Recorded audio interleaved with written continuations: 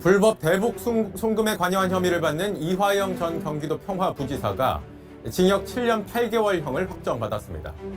이재명 대통령도 공범 혐의로 기소돼 다음 달 재판을 앞두고 있는데 재판부 판단에 따라 중단될 가능성도 있습니다. 정인아 기자입니다. 이화영 전 경기도 평화부지사는 쌍방울 그룹으로부터 3억 원대의 정치자금과 뇌물을 받고 800만 달러의 대북 송금에 관여한 혐의로 재판에 넘겨졌습니다. 경기도가 북한에 지급하기로 한 스마트팜 사업 지원비 500만 달러와 당시 경기도지사였던 이재명 대통령의 방북 비용 300만 달러를 쌍방울 측이 대신 내도록 관여한 혐의 등을 받았습니다.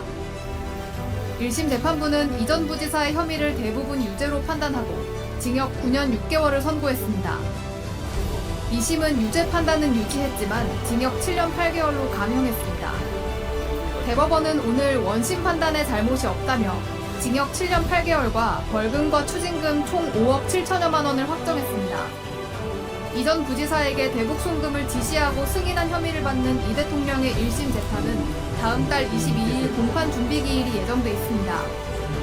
검찰은 이 대통령을 최종 책임자로 지목하고 있고 이 전 부지사 측은 이를 부인하고 있습니다. 이재명이 보고를 받았냐, 승인 받았냐, 라는 재판장의 성명 요청에 검찰이 사실상 그것은 저희의 판단이다, 라는 의견을 밝혔고요. 이거는 명백하게 정치적 기소고 정치적 재판이라고 합니다. 다만 재판부가 대통령의 형사 불소추 특권을 규정한 헌법 84조를 적용할 경우 재판이 중지될 수도 있습니다. 더불어민주당은 대통령 재직 기간 동안 형사재판 절차를 중단한다는 내용의 형사소송법 개정안을 추진하고 있습니다. JTBC 정인아입니다. 네, 먼저 여러 가지의 지금 조작 기소 사건들이 또 가지고 수많은 피해자들이 양산이 되고 있는데요. 이제 그 중에 쌍방울 대북 송금 사건도 대표적인 조작 사건이죠. 네. 이 사건은 말 그대로 쌍방울의 주가 조작에서 시작된 조사였었는데 이게 이재명 대통령과 당시 이재명 경기도지사와 그걸 잡고 엮으려고 이화영 전 부지사를 마치 대북 송금 주범이자 종범으로 몰아가면서 이 사건을 조작한 사건입니다. 네. 그래서 그때 이화영 전 부지사가 현재 3년 7개월째 감옥에서 서울구치소에서 현재 갇혀 있는데 네. 사실 이화영 전 부지사와 저와는 30년직이에요. 와. 굉장히 오래된 사실 친구이자 동지이고 와. 그리고 2004년도에 국회의원을 같이 했었어요. 굉장히 오랜 인연을 맺고 있는 사람인데 이 쌍방울 이 대북 송금 조작 사건으로 검찰이 이화영 부지사를 엮고 또 이재명으로 연결시키기 위해서 그렇죠. 엄청난 진짜 희대 조작 사건을 벌인 겁니다. 네.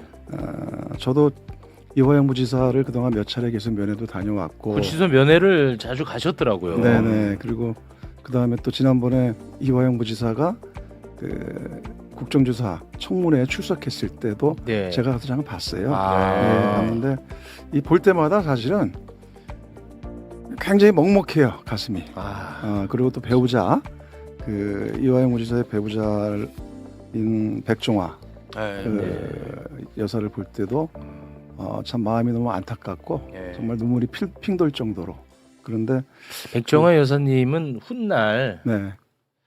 역사적인 평가를 다시 받아야 됩니다. 네네. 그렇습니다. 네. 진짜. 네네. 굉장히 사실은 3년 7개월 동안 남편이 감옥에 있는 동안에 사실은 또 하나의 감옥살을 한 거나 마찬가지거든요. 네. 배우자도. 근데 그것에 굴하지 않고 그때 조사 과정에서 보면 아들도 구속시키겠다. 아휴.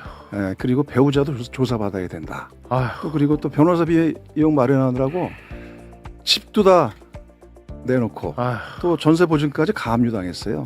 그럼에도 그것에 굴하지 않고 진실을 위해서 검찰과 맞서서 싸워왔고 또 그리고 국회 앞에서 1인 시위하면서 또 계속 이렇게 민주주의를 지킨 거예요. 네, 그렇죠. 네. 원래 그 내외가 옛날에도 학생운동할 때 유명한 사람들이었었어요.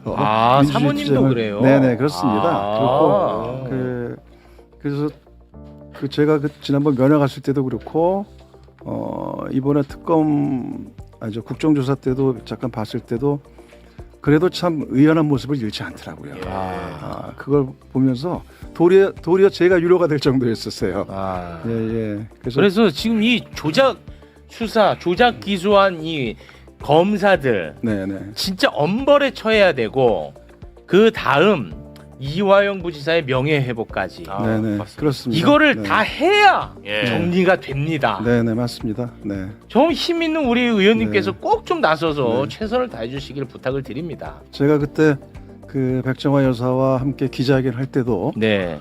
그 세 가지 말씀을 드렸었는데 그 첫 번째는 이렇게 억울하게 고통과 고초를 오랜 기간 겪고 있는 이화영 전 부지사가 하루빨리 이제 진실을 밝혀내고 예. 가족의 품으로 돌아와야 된다. 네. 예, 그리고 두 번째 이런 조작 수사 천하의 그런 그 만행을 저지른 조작 수사를 벌인 정치 검찰, 그렇습니다. 맞습니다, 예, 진짜. 역사적으로 책임을 묻고 예. 맞습니다. 감줘야 된다. 그리고 세 번째 다시는 이런 일이 벌어지지 않도록 확실한 제도 개혁을 해야 된다. 그렇습니다. 그러니까 이재명 대통령께서도 그런 말씀을 하시잖아요. 그러니까 말 그대로 국가 폭력에는 공소시효가 없어야 된다. 그렇습니다. 대한민국 지금까지 역사상 얼마나 가슴 아픈 사건들이 많았어요. 예. 맞습니다. 제주 4.3, 광주 민주화 운동, 또 수많은 간첩 조작 사건들. 예. 네. 그래서 이게 공소시효라는 그 속에서 그냥 묻혀버리고 피해자들은 평생을 네. 안고 살아가는 이제 그게 우리가 아픈 역사 아닙니까? 그렇습니다. 그래서 그 이런 공소시효를 없도록 하는 그 이런 반인권적 국가범죄 시효 등에 대한 특별법을 사실 저희 그 민주당 여당에서 그 저희들이 국회에서 통과시키려고 그랬어요. 그래서 본회의까지 통과를 했습니다. 예. 근데 윤석열 때 음. 윤석열이 거부권 행사를 했어요. 아, 그랬었나요? 네, 그래서 이게 지금 이제 현재 스톱된 상태입니다. 예. 그래서 저희 당 차원에서 네. 이를 다시 준비하려고 합니다. 알겠습니다. 자, 그리고 또 단죄 받아야 되는 집단이 국민의힘이야. 맞아요. 국민의힘은 와 진짜 대단한 집단인 게 예. 이번에 국정조사 우리 다 지켜봤죠. 다 봤죠. 네. 화났어요. 네. 이런 와중에도 국민의힘은요 예. 이화영 부지사 그리고 남욱 변호사, 예. 조경식 그 KH그룹 부회장 네네네. 등등을 위증 혐의로 고발을 한다고 합니다. 국민의힘이 생각하는 위증이 어떤 건지 잠깐 좀 소개해 주세요. 어처구니가 없습니다. 뭘 위증이라고 국민의힘이 생각하냐. 이화영 전 부지사의 검찰청에서 연어 술 파티 있었다라는 발언 위증이다. 이게 있었다는 정황 증거가 68,000개 나왔거든요. 그리고 남욱 변호사가 증언한 거 수사 과정에서 검사로부터 협박과 강압 받았다라고 얘기한 거. 요 증거 120개 이상 나왔고 조경식 전 부회장이 19년 7월 필리핀에서 김성태와 같이 있었는데 리오난 보지 못했다라고 얘기한 거. 이게 한 500개 나왔잖아요. 네. 근데 안 봐 귀를 와, 닫아. 국민의힘 그리고 대단하다. 이거를 위증으로 고발. 아니 우리 검사님 이 무고로 좀 어떻게 혼내야 될 것 같아요 얘네들. 이거 아마 고발되면 또 무고로도 고발을 할 수 있을 것 같은데 예. 이게 지금 옛날에 제가 검찰에 있을 때 사실 일부 검사 중에는 좀 수사를 위험하다 이렇게 위험하게 한다 이렇게 생각되는 검사들이 일부 있었어요. 그러니까 그게 뭐 특수부 검사 중에 그런 게 있었는데 아까도 잠깐 말씀드렸지만 윤석열 정부에서는 검찰 전체가 그냥 그렇게 했던 수사잖아요. 그런데 이걸 밝히기 위해서 지금 국정조사장에 이제 그런 어떤 강박이라고 그러죠. 겁박하는 상태가 없어진 상태에서 자유롭게 얘기를 하게 놔뒀더니 사실을 진실을 얘기하고 있잖아요. 그런데 그렇죠. 그 진실을 얘기하고 있는 사람을 지금 얘기하니까 이제 자기들한테 불리하니까 그렇습니다. 어떻게든 위증으로 고발해서 마치 그 사람들이 거짓인 것처럼 지금 프레임을 짜고 싶은 아이고, 거죠. 와. 그러니까 이거는 거의 진짜 무고에 해당하는 일이라고 봐야 될 거고 자기한테 불리한 증언한 사람만 지금 고발하겠다는 거잖아요. 예. 그러니까 아니 너무 근데 왜 국민의힘한테 불리해요? 그러니까 글쎄요. 그 검찰의 그러니까. 국민의힘과 검찰이 한 통이야? 한 통소. 아니 한 몸 아니고서야 왜? 뭔데 위증으로? 왜 정당이 불리해? 우리는 검찰을 얘기하고 있는데. 그것이 입증된 것이 아닌가 싶은데요. 야. 몸이라는 것이. 예. 아니 그래서요 이번 국정조사를 통해서 사실 이게 시작이 끝이 아닌 거예요. 네. 국정조사를 통해 가지고 그동안 은폐돼 있고 조작돼 있던 이 사건의 실체들이 양파 껍질 벗기듯이 하나하나 지금 드러내고 있는 거거든요. 예. 그리고 그것이 이제 실제 핵심 관계자들이 다 나와서 증언을 하면서 드러나고 있습니다. 그렇습니다. 대표적인 예를 들면은 이 대북 송금 네. 사건 같은 경우에 핵심은 지금까지 그거였었어요. 리호나미. 당시에 필리핀에 있었냐 없었냐. 네. 그리고 또 하나는 연호술 파티. 네. 그리고 또 하나가 이 소위 말하는 박상현 녹취록. 네. 근데 이번에 이게 다 지금 다 확인이 된 거예요. 다 확인됐잖아요. 실체가. 그러니까 이종석 국정원장이 그 청문회에 나와서 네, 기관 보고 했잖아요. 네, 기관 보고를 했고 했잖아요. 그리고 실제 윤석열 정권 당시에도 국정원에서 감찰을 했어요. 네. 감찰을 했는데 쌍방울과 경기도의 연관성을 찾지 못해서 네. 그 감찰 보고서가 작성이 됐지만 이거를 수원지검에 제출 안 했던 거예요. 그랬잖아요. 그러니까 사실은 재판 자체가 굉장히 그 불완전한 자료도 이어졌고 결국 이 공소 사실 자체가 허구라는 것이 이번에 또 드러나게 된 겁니다. 그렇습니다. 우리 그 검사님 나오셨으니까 요거 하나만 또 좀 여쭤볼게요. 대장동 사건 관련해 가지고 문재인 정부의 1기 수사팀에서 정영학 녹취록에는 재창희 형이라고 나와 있습니다. 그런데 이거를 2기 수사팀이 실장님으로 조작을 해버립니다. 이렇게 이제 조작을 바로 해버려요. 실장님으로. 왜냐? 정진상 실장을 잡고 이재명 대통령을 잡아야 되니까. 그렇게 연결시켜야 이거 되니까. 조작한 거잖아. 그렇죠. 이거는. 예. 그런데 와, 이 2기 수사를 했던 검사들이 국회에 나와서 뭔 짓을 하고 있냐? 이 건이 완벽히 드러나 버렸잖아. 예. 그러니까 이거를 속기록을 하는 그러니까. 속기사한테 책임을 딱 떠넘겨 버리더라고요. 근데 이번에 봤더니 이 속기사가 특정이 됐더라고. 특정이 됐습니다. 예. 뭐 김모 씨로 이제 특정이 됐어요. 나는 이런 검찰들의 마지막까지도 추악한 모습 정말 이건 고쳐서도 못 쓴다 이런 생각을 하거든요. 진짜 최악이에요. 어떻게 보고 계십니까? 이렇게 객관적인 녹취록, 그러니까 객관적인 증거 자체를 위조하는 것은 진짜 잘 없는 일인데 예. 이게 지금 재창희 형 같은 경우는 저도 들어봤습니다만은 실장님이라고 전혀 들리지 않고 재창희 형을 네. 뚜렷하게 들리거든요. 아, 이기 수사팀들도 다 이거 재창희 형이라고 들린대요. 그러니까 그것을 누군가 지금 검찰에서 검사들이 얘기하기로는 속기사가 뭔가 잘못해서 해낸 듯이 그렇게 떠넘기고 있습니다. 근데 이것은 전문적으로 속기를 하는 사람이 그냥 정말 애매한 것도 아니고 네, 분명해요. 실장님으로 들을 수도 없는 것을 예. 재창형으로 바꿨을 가능성은 저는 실수라도 없다고 보거든요. 저는 없다고 그렇다면 봅니다. 분명히 검찰에서 저는 관여했다고 보는데 이제는 모르쇠 하고 있는 것으로 보이죠. 근데 이런 면이 있습니다. 그러니까 증거로 제출을 하면 보통 검사들도 그렇게 얘기하잖아요. 우리가 증거 녹음 원본도 다 제출했지 않습니까? 그래서 우리는 뭐 잘못한 게 없어요라고 하는데 그건 사실이 아니에요. 왜 그러냐면 말장난이지. 사실은 재판을 할 때 판사들이 그 음성 녹취를 다 못 들어봅니다. 시간적으로도 안 돼. 통상은 녹취록만 보고 녹취록 그 기재된 것만 보고 네. 판단을 하거든요. 그러니까 네. 사실은 기재된 것만 본다는 걸 잘 알고 했을 수가 있어요. 그렇겠죠. 우리가 음성 파일도 같이 냈으니까 우린 결백하다. 이건 전혀 예, 틀린 말장난. 말장난에 불과합니다. 예, 그리고 하나 더 검사님 나오셨습니다. 지금 우리가 국정조사에서 들여다보고 밝히고 있는 것은 이재명 대통령을 검찰이 어떻게 죽이려고 했는지를 보고 있잖아요. 맞죠? 네, 그렇습니다. 그런데 조작 기소로 이재명 대통령을 죽이려 했다는 게 거의 드러났잖아요. 네, 그렇습니다. 맞죠? 네. 근데 지금은 이재명 정부입니다.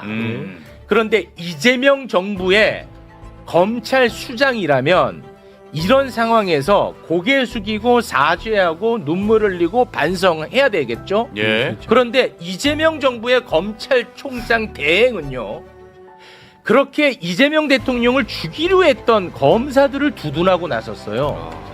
이거는 진짜 이건 정말 이거 빨리 단죄해야 됩니다. 이 부분은 이거는 정치적으로 혼내줘야 돼요. 행정력으로. 네. 일단 그거 잠깐 영상 준비되어 있는데 이어폰을 좀 켜고 확인을 좀 해주시면 좋을 것 같습니다. 함께 보시죠. 이번 국정조사에 대해서 재판 중인 사건을 대상으로 한다는 점에 대한 우려와 법과 원칙에 따라 실무를 담당했던 검사들의 증언은 필요 최소한으로 해주실 것을 말씀드린 바 있습니다. 그러나 이후 진행된 국정조사 과정에서 다수의 담당 검사 수사관들이 증언대에 서게 되었고 모욕적인 말을 듣거나 답변 기회를 제대로 얻지 못하는 상황들이 발생하였습니다. 이 사람은 진짜 제가 볼 때는 진짜 혼내줘야 되거든요. 매우 심각합니다. 여전하다 여전해. 어떻게 보고 계세요? 아니 우리는 국회 의원님들도 지금 어떻게 보고 계십니까 이거? 난 이거 너무 화나는데. 그 조작 기소를 자행했던 검사들을 두둔하는 발언이잖아요. 두둔하고 있잖아요. 이게 지금 검찰총장 대행의 말은 근본적으로 조금 잘못된 점이 있죠. 법과 원칙에 따라 실무를 담당했던 검사 하면은 물론 그 검사도 청문회 그러니까 국정조사에서 증인을 부를 수 있어요. 그런데 우리가 지금 문제 삼고 있는 것은 법과 원칙에 따라 하지 않았던 것 아니냐, 그 부분을 우리가 규명하려고 하는 맞습니다. 것이고, 그러니까 가사 법과 원칙에 따라 했다 하더라도 그 부분을 밟기 위해서는 나와라 하면 나와서 당연히 증인신문 대상이 되는 거고, 맞습니다. 우리가 생각하는 건 법과 원칙에 따라 하지 않았으니 네. 그 부분을 부르는 것이고, 또 당연히 실무를 담당했던 검사한테 물어봐야지. 그러면 누구한테 물어보겠어요? 네. 그러니까 그런 사람을 불러 세우는 것에 대해서 저렇게 공개적으로 수장이 얘기하는 것은 대단히 부적절하고, 오히려 그러니까 이재명 정부의 검찰이라면 그동안 윤석열 정부에서 검찰이 이렇게 동원되고 단절해야지. 잘못했으니 우리가 지금 이 시점에서 모든 잘못을 다 나가서 얘기하고 네. 이제부터 새로 출발하겠습니다. 이렇게 당연하죠. 것이 당연한데 저는 네. 굉장히 글쎄요, 저희 여당 국회의원으로서 저렇게 하면 안 되는데. 아이고 제가 지금도 현재 아주 터무니없이 제가 그 면허를 가면서 느끼는 게 뭐냐면, 당장 이런 것부터 고쳐야 돼요, 검찰이. 지금 이화영 부지사가 수원구치소에 수감이 돼 있거든요. 네. 3년 7개월째 지금 수감 중인데 교도소가 아니라 구치소예요. 임시 수감이 되고 있는 거죠. 예, 그러니까 사실 구치소란 거는 미결수가 있는 것이거든요. 네. 그리고 보통 형이 확정되면 기결수는 교도소로 갑니다. 네. 수원구치소가 어떤 형태냐면은 지금 0.78평의 독방에 있으면서 콘크리트 건물과 콘크리트 바닥이에요. 네. 그러니까 사실은 거기서 땅도 못 밟고 흙도 없어요. 네. 굉장히 열악한 조건이거든요. 그런데 어찌 보면 이화영 부지사가 형을 받았으면은 이제 교도소로 이감이 돼야 되는데 검찰이 계속 붙잡아두고 있는 겁니다. 계속 그냥 그 별건 수사와 쪼개기 기소를 하면서 계속 그 상태를 만들어 놓고 있는 거예요. 이거야말로 또 하나의 사법 고문이죠. 네. 그런 저 엉터리 강제 수사 관행들, 그런 별건 그런 저 관행들, 이거부터 검찰이 반성을 고쳐야죠. 빨리. 네. 아니 그리고 검찰총장까지 한 사람이라면 정말 이런 녹취록이 나오고 그다음에 이런 말도 안 되는 어떤 증언들 막 이런 것들이 나오면 정말 얼굴이 화끈거려야 그렇죠. 되잖아요. 저도 경찰 출신이지만 경찰을 디펜스 이렇게 어떻게 보면 좀 방어를 하고 싶다 하더라도 정말 경찰이 잘못한 것들이 나오면 진짜 제가 민망하고 그렇겠죠. 화끈거리고 부끄럽고. 제가 오히려 이렇게 죄송하다고 이야기를 하고 싶은데 네. 이 사람은 그런 얘기를 하는 것이 아니라 지금 자기 이제 조직원들을 계속해서 보호하는 이야기를 하고 있습니다. 맞습니다. 그래서 이거를 깨닫지 못하거나 아니면 본인이 알면서도 이제 전관의 생각을 하고 있나 이런 생각이 드는 거예요. 그냥 검찰들에게만 자기 구성원들에게만 잘 보이면 본인이 그만두고 나가서 변호사가 되더라도 뭔가 후배들에게 뭔가 예우를 받을 수 있지 않을까 이런 생각을 하고 있나 이런 그거를 생각마저도 빨리 끊어내야 돼. 맞습니다. 예. 네. 진짜 나 이 구자연이 때문에 난 진짜 너무 화나는데 이거 어떻게 해야 되냐 구자연이. 너 축구 프로그램에서 구자연이 좀 씹어. 홍명보 씹지 말고 구자연이 씹으라고. 거기서 검찰총장으로. 그냥 씹어 임마 맥락 없이. 갑자기 월드컵 앞두고. 나는 이거 진짜 너무 열받지 않나? 아니 행정부 수반이 이재명 대통령이야. 그렇죠. 근데 이재명 대통령을 죽이려고 했던 검사를 두둔한다? 이게 가능하냐 이거야 나는. 그러면은 최소한 자기가 아무리 봐도 그렇게 생각이 든다면 이 자리에 있으면 안 되고. 그렇죠. 맞습니다. 최소한 네. 구자연이. 알겠습니다. 우리 저 의원님, 네. 우리 그 수사 전문가들과 함께 저희는 또 윤석열 정부 시대 네네. 상황을 좀 살펴봐야 되거든요. 네네. 우리 의원님 끝으로 하실 말씀 있으면 마무리 좀 발언하시면서 마무리를 좀 짓겠습니다. 네, 무엇보다 지금 국회에서 오늘도 이제 국정조사 특위가 진행이 되고 있습니다만, 말 그대로 이제 새로운 이재명 정부가 들어서면서 내란을 극복하고 완전히 새로운 대한민국을 좀 만들어가고 있지 않습니까? 이제 이 국정조사도 그거의 일환이죠. 그렇습니다. 이 국정조사는 이것으로 끝나는 것이 아니라 바로 이번에 드러난 여러 가지 진실, 국회 차원에서 사실은 조사거든요. 그러니까 한계가 있는 겁니다. 그래서 하지만 굉장히 열심히 하면서 사실관계를 규명해가고 있는데 특검으로 갑니까? 앞으로 이걸 이어서 특검으로 가야죠. 그러니까 특검을 통해서 네. 특검을 통해서 이 조작 기소를 자행한 검사를 저는 법정에 세워야 된다. 그렇습니다. 그래서 사실은 지금 이번 28일 날 국정조사가 끝나게 되면 그렇죠. 특검을 좀 추진할 계획이고 그렇습니다. 현재 지금 국조특위에 있는 이건태 의원이 특검법 준비를 하고 있습니다. 네. 그리고 한 예를 보면 그 대북 송금 사건 실제로 이 지휘한 주범인 박상정 검사 예. 얼마나 뻔뻔합니까? 그 현재 검사 신분인데 청문회장에 국조특위 국회 나와서 증언도 거부해요. 예. 혼자 가만히 앉아가지고 있고 그리고 또 뻔뻔스럽게 언론 인터뷰하지, SNS 하지, 그리고 또 유튜브 나가요. 네. 그러더니 국민의힘이 주선한 자리에 나가서 자기 항변하고 있습니다. 네. 그러니까 이거 정치 검사 아니에요, 전형적인? 그렇습니다. 스스로 정치 검사를 보여주는 거예요. 네. 그러더니 또 뭐 어젠가 또 자기는 정치 안 할 거다 이런 뜻이에요. 알아서 하라고 두세요. 사실 뭐가 캥기는 게 있으니까 그러는 건데 예. 저는 결국 정치법 기웃거릴 거라고 봐요. 네. 이런 정치 검찰의 행태 이제는 우리 뽑아야죠. 우리 뽑아야 됩니다. 네. 진짜. 네. 제발 네. 부탁드리겠습니다. 의원님 네. 진짜 부탁드립니다. 네. 아시겠죠? 네. 알겠습니다. 알겠습니다. 네. 자, 그러면 의원님과는 일단 여기서 인사를 드려. 아니 우리 검사님은 남아 계셔야 돼요. 네. 자, 조정식 의원님이었습니다. 대단히 고맙습니다. 감사합니다. 네, 고맙습니다. 네. 자, 오랜만에 예. 김건희 이야기를 좀 잠깐 해보겠습니다. 예. 어제 박성재에 대한 내란 중요 임무 종사 혐의에 대한 1심 재판이 있었거든요. 김건희 디올백 수사를 이끌었던 김승호 검사가 예. 어제 증인으로 나왔어요. 김승호 검사 바로 이자입니다. 부산 고검검사. 예. 지금 현직 검사야. 예. 현직 근데 2024년 5월에서 10월까지 디올백 수사를 했던 사람. 디올백 무혐의로 털어줬잖아. 네, 네. 이자가 나왔다고 예. 증인으로. 근데 특검은요 2024년 5월 당시 김건희하고 박성재 법무부 장관이 나눈 텔레그램 우리가 많이 다뤘잖아. 맞아요. 그런데 그게 풀 버전을 지금까지는 다뤄본 적은 없어요. 예. 근데 어제 풀 버전이 나왔어. 예. 그거. 근데 검사들은 이런 걸 보면 화가 안 나나 봐 또. 이런 걸 보면 부끄럽지 않나 봐. 자존심도 상해야 되고. 너무 상하지. 망신도 이런 망신이 없지. 그렇죠. 근데 이런 건 괜찮아. 예. 희한한 검사들입니다. 일단 법정 영상 잠깐 보고 오겠습니다.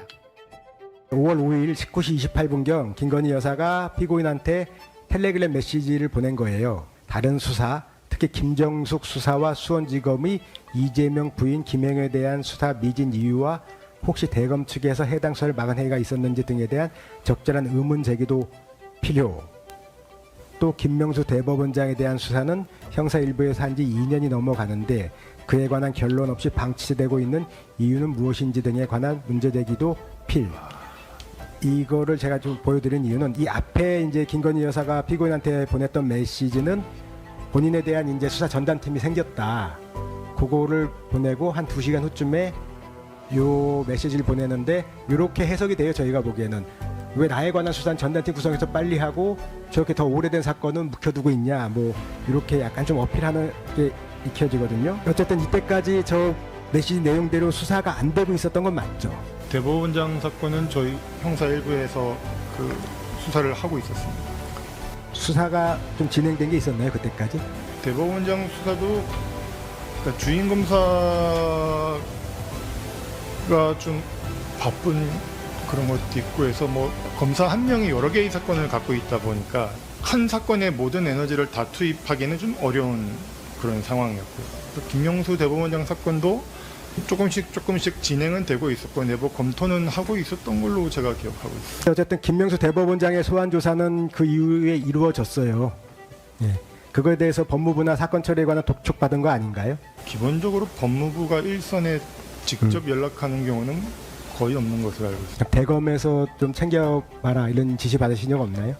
대검에서 특별히 지시받은 적은 없습니다.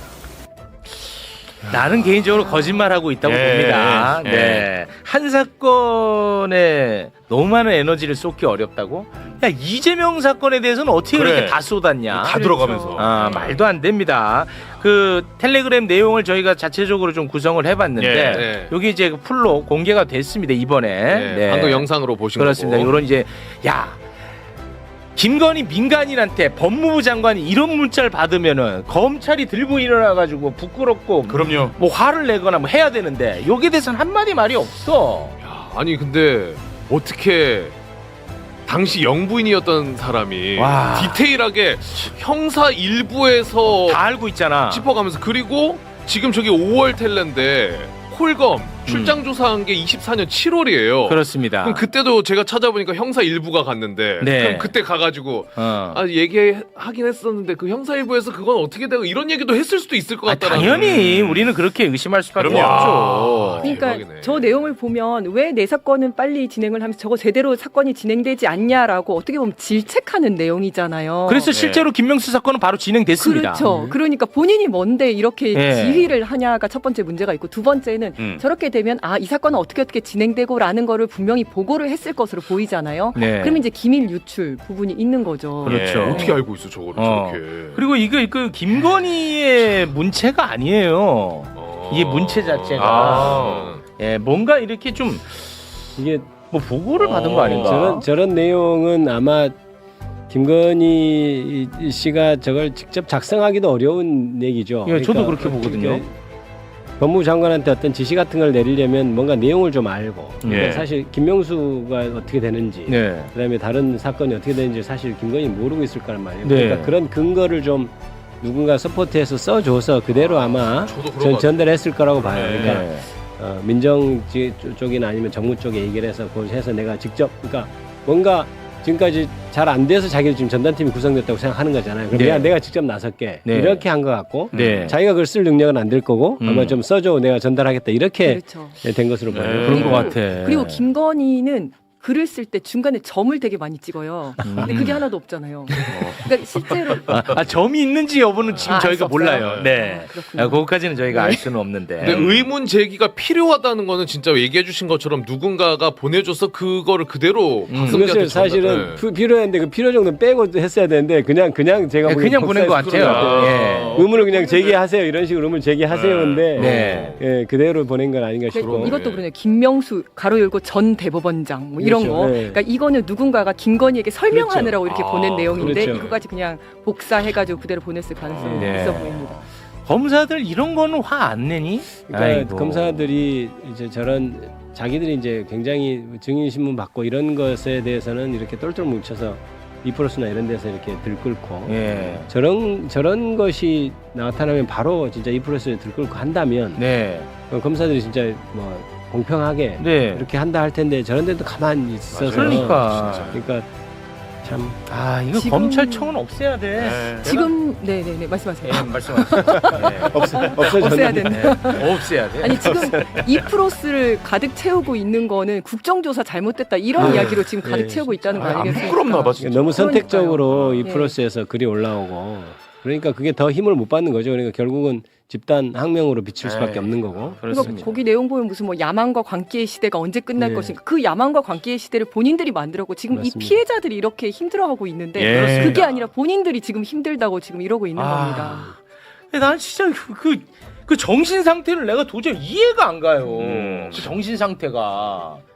그러니까 자기들은 진짜 무얼이라고 생각하는 것 같아요. 자기는 잘했다고 생각하겠지 아직. 잘했다고 네. 생각하는 것 같습니다. 자, 그리고 또 하나의 굉장히 중요한 재판이 있어가지고요. 이것도 좀 짧게 살펴보도록 하겠습니다. 윤석열은 허위 사실을 공표한 혐의로 재판을 또 받고 있거든요. 네. 100만 원 이상의 벌금형이 나오면 국민의힘은 400억을 토해내야 되는 굉장히 중요해. 그래서 나는 이 재판을 남들보다 더 관심이 있게 다뤄요. 맞아요. 이거 네. 그냥 뭐 일단 어떻게 되겠지 이렇게 놓으면 안 돼. 그렇습니다. 진짜로. 이건 국민의힘을 박살낼 수 있는 중요한 사건입니다. 2022년 대선 당시 허위 사실을 공표한 혐의로 기소가 됐는데 혐의 중 하나만 잠깐 좀 살펴볼까요? 자, 윤석열이 이제 특검이 허위 사실로 판단한 윤석열 발언은 건진법사 전성배 씨를 당 관계자로부터 소개받았고 김건희랑 함께 만난 사실이 없다라고 얘기한 부분입니다. 그렇습니다. 요 부분 윤석열이가 거짓말하는 2022년 대선 당시 영상 잠깐 좀 보고 오겠습니다.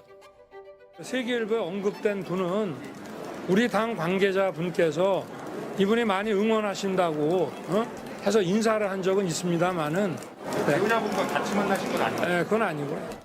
네, 요 발언인데요. 예. 윤석열이 본인이 재판에 나와가지고 이미 이건 거짓말이라고 자백을 했었어요. 일단은 네. 그거 다시 한번 또 보고 갑니다. 지난달에 법정 진술로 전성배 씨는 뭐 저희 식구랑 만났죠. 몇 차례인지 모르겠는데 뭐 이게 이 사건의 쟁점은 아니지 않습니까?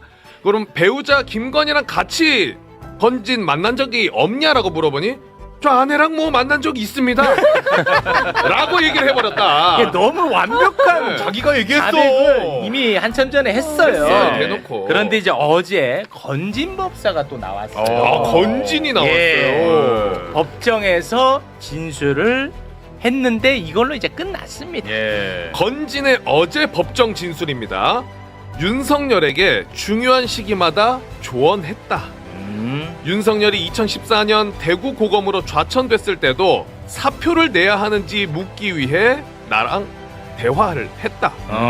국정농단 특검팀에서 수사할 때 정치권에서 영입 제안 받았을 때도 윤석열 부부가 나에게 조언을 구했다. 와, 오래됐네 또 2년도. 오래됐어 2년이. 진짜 오래됐어. 그리고 중요한 시기마다 항상 전성배 건진한테 물어봤대. 그리고 윤석열 부부가 함께. 그렇죠. 이거는 뭐 허위 사실은 뭐 명확해지는 겁니다. 자기도 얘기했는데. 윤석열이 모든 걸 다 부인했는데 요것만 또 시원하게 긍정을 하지 않았습니까? 시원하게 갑니다. 네, 400억을 토해내게 하기 위해서. 그렇습니다. 네. 국민의힘이 자꾸 윤석열 절연하는 메시지를 내니까 얘들아 나 아직 있지. 야, 내 입 남아 있다. 두고 보자 이 자식들. 400억 준비해라. 그래. 본인은 영치금으로 12억 벌었거든요. 그렇습니다. 근데 네. 저렇게 명백하게 자백한 사안이기 때문에 이제 두 가지 그 허위 사실이라고 하는 것에 대해서 변호인들이 뭐랄까 변명하듯이 주장하거든요. 그러니까 그 자체로 말이 안 되는 걸 알 수 있습니다. 언론 보도에 따르면. 그리고 아예 그 변호하는 것이 그 자체로 거짓말을 인정하는 듯한 그런 변호예요. 그래서 저는 뭐 크게 입증에 문제가 없을 것 같네요. 근데 이제 문제는요. 뭐 이게 뭐 판결이 나와봐야 알겠습니다.만 이게 그 100만 원 이상 이제 선고가 돼야 400억을 초과해내는데 그 벌금 액수로 또 이렇게 장난칠 수도 있을 것 같거든요. 어떻게 보세요?